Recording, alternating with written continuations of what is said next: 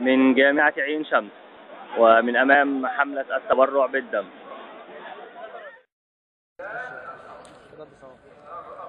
تبرع بالدم من أجل أطفال المصريين الذين يحتاجون إلى كل قطرة دماء كي تنقذ حياتهم.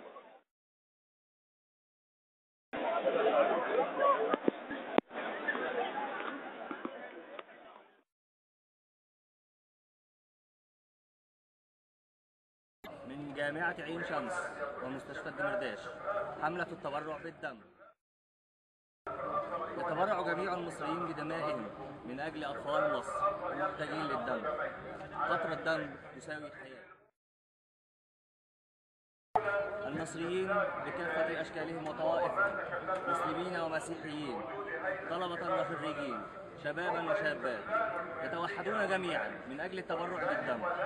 فقطرة دم تساوي حياة. ما وحده الدم لن تستطيع قوة أخرى أن تفرقه.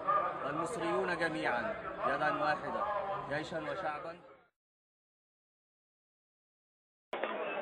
حملة التبرع بالدم. دماء المصريين تختلط جميعا من أجل أطفال مصر، مسلمين ومسيحيين، طلبة وطالبات.